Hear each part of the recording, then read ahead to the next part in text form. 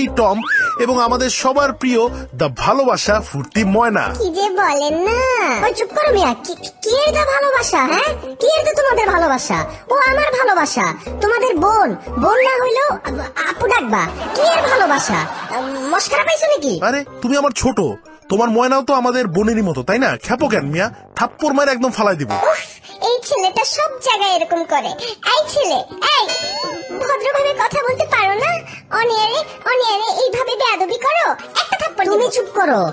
অপু তোমারে বইলা দিলাম, ময়নারে তুমি আমাদের আদরের প্রিয় দা ভালোবাসা বলতে পারো না। ও আমার আদরের প্রিয় দা ভালোবাসা, তোমাদের না।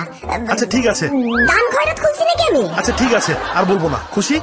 যাই হোক, কি খবর তোমার ময়না? হ্যাঁ, কেমন কাটছে দিনকাল? আর বলবেন না ভাই সাহেব, আজকাল কি আর দিন ভালো কাটে?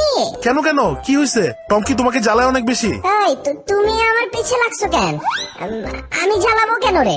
কি কই সব? আহা, তুমি এতটা উত্তেজিত হচ্ছ কেন? দুষ্টামি করে বলেছে তো।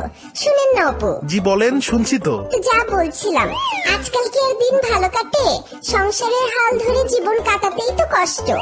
এতটা আয়োজন, তার উপর সংসারের ভার, উফ, কিভাবে যে সামলাবো? কিসের এত আয়োজন? তুমি ওরা এত প্রশ্ন করতেছো কেন অপু? তুমি চুপ করো তো। এত কথা বলো কেন তুমি? সারাদিন তো ঘ্যান করো, আমাকে একটু কথা বলতে দাও না। অপু, এত হিন্দি সিরিয়াল কোনটা রেখে যে কোনটা দেখবো বুঝেই উঠতে পারি না।